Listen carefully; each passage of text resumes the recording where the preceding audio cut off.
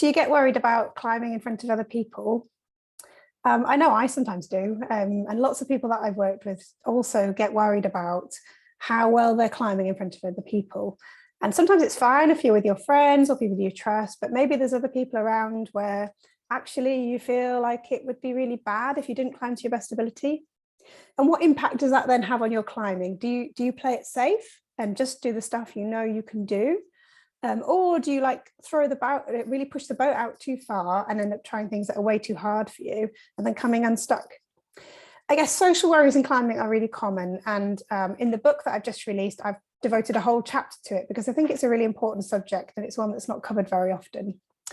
So, sometimes the worries are about, let me see, I don't know, just going into a climbing wall or going to a crag where there's a lot of people and climbing in front of people. Sometimes it's things like worrying about taking too long on a problem and holding everyone up, or some kind of ideas around that. Sometimes it's about maybe pushing in and taking a turn, particularly if you're a boulderer, I think, and feeling like you have the right to sort of step in front of other people. Sometimes it can be worries about what people are actually thinking about you when you're climbing, and maybe rather than focusing on what you're doing, you're worried about what your belayer is thinking, or what your parents or your coach or other climbers around you are thinking. Sometimes it's feelings of jealousy, and that's something that can be an issue as well. Other times it's maybe just spending time afterwards ruminating or second guessing. What did I say? What did I do during that session? And kind of replaying it in your mind and wondering, oh, did I say the right thing? Did I do something stupid? How did I come over in some way? And the other thing then is maybe about feeling judged on how well you climb as a person, as well as just as a climber. So this idea that, we sometimes confuse, I'm a good climber, and to be a good person, I have to be a good climber. To be accepted in my group, I have to be a good climber.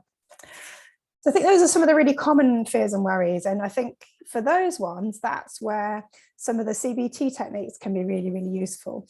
So those techniques, if you're not familiar, would be things like thought challenging. It would be looking for evidence for and against those thoughts. It would be, I guess, looking for what we call thinking errors. So am I thinking in very black and white terms? Am I thinking in very overgeneralized terms? Is this kind of fantasy, magical thinking, imagining what people are thinking about? So trying to identify maybe some thinking errors there. It might be trying to come up with alternative thoughts.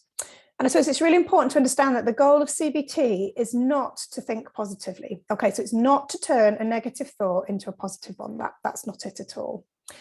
What it's more about is trying to introduce some doubt to some of the ideas and thoughts that you have. Okay, so if my thought is, if I climb badly here, everyone will think I'm useless, then what I would be trying to do is not convince myself of the opposite, but more I'd be looking for evidence that maybe a different view was also valid, that actually people don't really notice what I'm doing when I'm climbing because they're too busy doing what they're doing. They're too busy climbing themselves.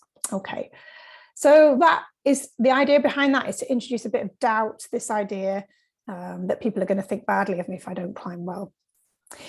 One of the other things you can do is to do something called the downward arrow technique, which is where you kind of keep asking yourself, what's so bad about that? What's the worst thing about that? So that example, people think I'm useless if I don't climb well. Well, what would be so bad about that? Well, they might not like me. And what would be so bad about that? Well, they wouldn't want to spend time with me. And what's so bad about people not wanting to spend time with you? Then I guess I'll be lonely and just on my own the whole time. Okay, so what we're trying to do is unpick some of those things and see what the worst fear is there. But I think it also gives a really nice clue as to what's important to us. So what's important is to be accepted by a group and to have friends, or to have kind of climbing buddies to hang out with.